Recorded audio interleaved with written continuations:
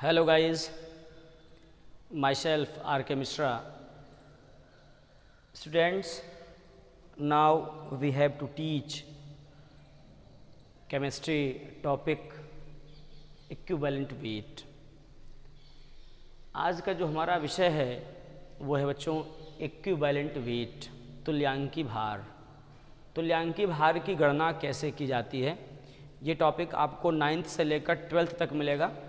हर एक जगह आता है, स्पेशली 11th में यूज़ होता है, इसलिए इस टॉपिक का वीडियो बहुत ज़रूरी था क्योंकि ये हर जगह है, 9th से लेकर 12th तक है। ठीक है बच्चों, देखते हैं हम कि what is equivalent weight, what is equivalency and how we calculate equivalent weight. ठीक है, सो बहुत ही केयरफुली सुनिएगा। देखिए बच्चों, अगर बात किया जाए कि इक्विवेलेंट वेट क्या है, सबसे पहले हम लोग इस टॉपिक को डिस्कस करें कि sir what is equivalent weight, what is equivalency, है ना। तुल्यांकता क्या है, तुल्यांकी भार क्या है और कैसे कैलकुलेट करते हैं। तो देखो बच्चों, तुल्यांकी भार की अगर बात किया जाए तो किसी भी रासायनिक पदार्थ का तुल्यांकी भार भार भागों की या भारानुसार, ध्यान सुनना, the equivalent weight of a chemical substance, किसी भी रासायनिक पदार्थ का तुल्यांकी भार भार भागों की वह संख्या है। पकड़ में आ रही बात, भार भागों की वह संख्या है अथवा भारानुसार वह संख्या है जो हाइड्रोजन परमाणु के 1.008 भाग या ग्राम, ध्यान सुनना, किसी भी रासायनिक पदार्थ का तुल्यांकी भार भार भागों की वह संख्या है अथवा भारानुसार वह संख्या है जो हाइड्रोजन परमाणु की 1.008 ग्राम या ऑक्सीजन परमाणु के 8 ग्राम या क्लोरीन परमाणु के 35.5 ग्राम या सिल्वर परमाणु के 108 ग्राम अथवा भार से रासायनिक संयोग करता है। बात समझ में आ रही है, क्या कह रहे हैं हम? Yes, I repeat it in English, listen carefully.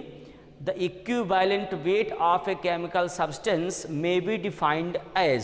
may be defined as the amount of a substance by weight or in gram, that is by the 1.008 gram of hydrogen atom or 8 gram of oxygen atom और 35.5 gram of chlorine atom react के द्वारा react करता है।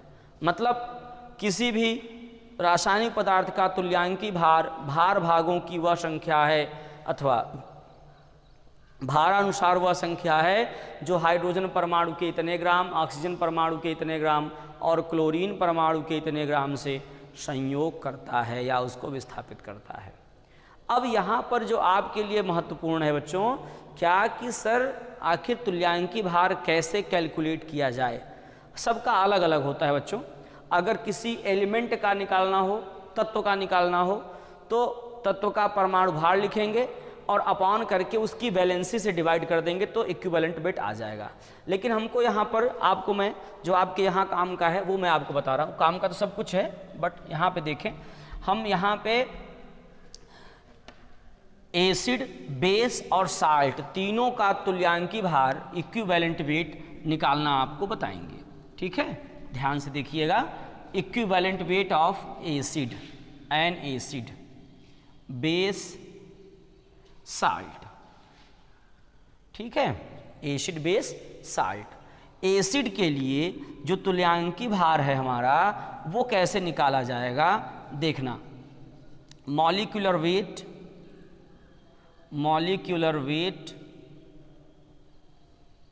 Upon basicity या number of displaceable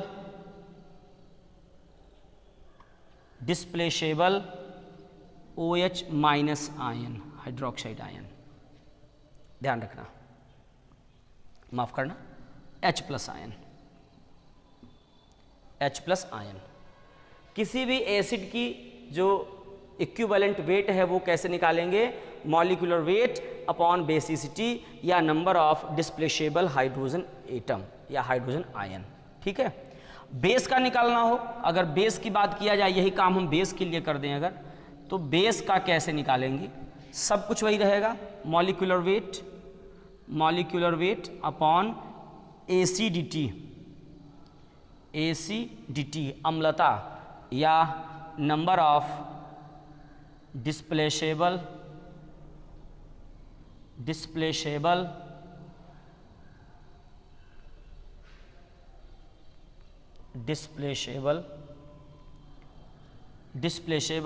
OH minus ion. अभी केवल formula लिखते चलना, आप ध्यान से देखना। साल्ट का कैलकुलेट करना हो तो इस तरफ देख लेते हैं थोड़ा सा। साल्ट की बात करें अगर, तो साल्ट में भी वही होगा। ठीक है। साल्ट के लिए क्या करेंगे? Also apply the same formula as before, जैसा आपने पहले इस्तेमाल किया वैसे यहाँ पे इस्तेमाल कर लें। Molecular weight, yes sir, molecular weight upon total number of positive valency. यहाँ पे पॉजिटिव वैलेंसी कहने का मतलब ये मत समझिएगा कि सर वैलेंसी भी क्या पॉजिटिव नेगेटिव होती है, ऐसा कुछ नहीं है। आप ऐसे भी कह सकते हो कि टोटल वैलेंसी, ये भी कह सकते हो आप। भले लिखा है हमने यहाँ पे positive valency, but you can say total valency.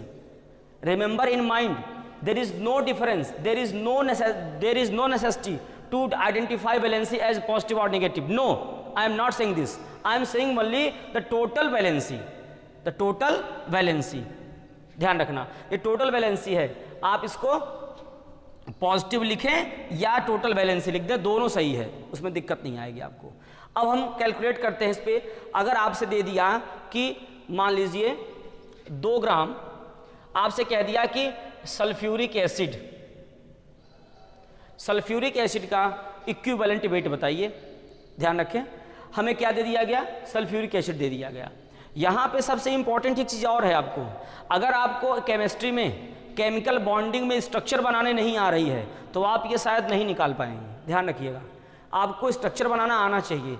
किस एटम को कितने बॉन्ड्स पे सेटिस्फेक्शन होगा ये आपको जानकारी होनी चाहिए। जैसे आपसे किसी ने कहा कि सल्फ्यूरिक एसिड के इक्विवेलेंट वेट की कैलकुलेशन कीजिए, तो एसिड है हमारा ये, और एसिड के लिए फार्मूला ये वाला है, मॉलिक्यूलर वेट अपॉन बेसिसिटी या डिस्प्लेसेबल हाइड्रोजन आयन। तो देख लेते हैं हम लोग मॉलिक्यूलर वेट कैसे निकालेंगे। आप सभी को मालूम है, कई बार आपको बता चुका हूँ, मॉलिक्यूलर वेट निकालने का सबसे आसान तरीका है, जितने एटम हैं यहाँ पर सारे के सारे एटम्स के एटॉमिक वेट लिखकर जोड़ दीजिए, वही हो जाएगा मॉलिक्यूलर वेट। ठीक है। हाइड्रोजन एटम का एटॉमिक वेट होता है 1 मान लेते हैं हम लोग, होता तो 1.008 है, बट कैलकुलेशन में 1 मानते हैं। 2 हाइड्रोजन है तो 2 हो जाएगा, 2। सल्फर का 32, 1 ऑक्सीजन का 16 4 जा 64, दैट इज 98, ये बन जाएगी 98। आप एडिशन करके देख लेना। मॉलिक्यूलर वेट आ गया 98, आ गया सर 98 अपॉन बेसिसिटी। कैसे निकालेंगे इसको? बहुत इंपॉर्टेंट चीज़ है, देखें यहाँ से कैसे इसको निकालेंगे। मैं थोड़ा सा इरेज कर रहा हूँ इसको, यहाँ पे आप देखें कैसे निकालेंगे। देखिएगा, सबसे पहले तो आपको बनाना पड़ेगा बॉन्ड बनाना आपको आना चाहिए। ध्यान रखिए, वैसे भी आप 11th में पहुंच चुके हैं तो बॉन्डिंग तो आती ही होगी आपको, तो कंफर्म है भाई 11th में लड़का अगर आ चुका है तो इसका मतलब कि इन बातों को जानता है वो। ठीक है ना। तो जब अगर सल्फ्यूरिक एसिड की बॉन्डिंग बनाई जाएगी, देखिए यहाँ से इस तरह से कुछ बॉन्डिंग बनेगी इसकी, है ना। आप कहोगे सर आपने तो बहुत जल्दी बना लिया, आप भी ऐसे बना लेंगे, कुछ नहीं करना है। सल्फर 6th ग्रुप का है, उसको मैक्सिमम 6 बॉन्ड चाहिए। ऑक्सीजन भी 6th ग्रुप का है, उसकी बैलेंसी 2 होती है यहाँ पर, तो उसको 2 बॉन्ड दे दिया, और हाइड्रोजन की 1 होती तो 1 बॉन्ड दे दिया। खाली बैठ के इसको डिस्कस करोगे तो बन जाएगा आपसे, इस तरह से बॉन्डिंग बनेगी। अब आप देखो कि डिस्प्लेसेबल हाइड्रोजन कितने हैं। ध्यान रखना, मैं आपको एक ट्रिक बता दूं, जो हाइड्रोजन, ऑक्सीजन, नाइट्रोजन, फ्लोरीन या कभी कभी सल्फर, ध्यान रखना, not all time, any time, कभी कभी नाइट्रोजन, ऑक्सीजन और फ्लोरीन से जुड़ी हुई हाइड्रोजन जो है वो आपकी एक्टिव हाइड्रोजन कही जाती है, वो आपकी डिस्प्लेस हो जाएगी। और नहीं तो सीधे तरीका जानिए, तरीका ये है बेटा केमिस्ट्री में कि ये बॉन्ड आप ध्यान से देखेंगे तो ऑक्सीजन और हाइड्रोजन के बीच में जो केमिकल बॉन्ड बना हुआ है कोवेलेंट बॉन्ड, इसमें ऑक्सीजन की इलेक्ट्रोनेगेटिविटी ज़्यादा है। The value of electronegativity of oxygen atom is greater than that of hydrogen. Hydrogen से जुड़े हुए जो ऑक्सीजन हैं इनकी इलेक्ट्रोनेगेटिविटी की वैल्यू ज़्यादा है, जिससे क्या होगा कि इस कोवेलेंट बॉन्ड में जो आपके शेयर्ड पेयर इलेक्ट्रॉन्स हैं वो ऑक्सीजन की तरफ मूव कर जाएंगे, और जैसे ही ऑक्सीजन की तरफ मूव करेंगे ऑक्सीजन पे पार्शियली नेगेटिव आएगा और इन पे पार्शियली प्लस आ जाएगा। तो यहाँ से ये भी बॉन्ड टूट जाएगा बड़े इजीली, और वही चीज़ यहाँ पर भी होगी। तो नंबर ऑफ डिस्प्लेसेबल हाइड्रोजन कितने हो गए? 2 हो गए आपके। तो 98/2 दैट इज 49 इक्विवेलेंट वेट आ गया इनका जनरली। इसी तरीके से बेस का निकलेगा और इसी तरीके से साल्ट का निकलेगा। ठीक है, अब इनको मैं आपके लिए दे देता हूँ, आप होमवर्क करना। मैं आपको होमवर्क दे दे रहा हूँ, बोल के लिख लो। कैलकुलेट, नोट कर लो, calculate the equivalent weight of NaOH। Simple, एकदम सिंपल, इतना कोई न्यूमेरिकल नहीं। Calculate the equivalent weight of NaOH as well as sodium carbonate. ठीक है, एक हमने बेस दे दिया और एक साल्ट दे दिया, और ये हम अब नेक्स्ट वीडियो में चर्चा करेंगे, तो फिर आपसे वहाँ बात करेंगे। तब तक थैंक्स।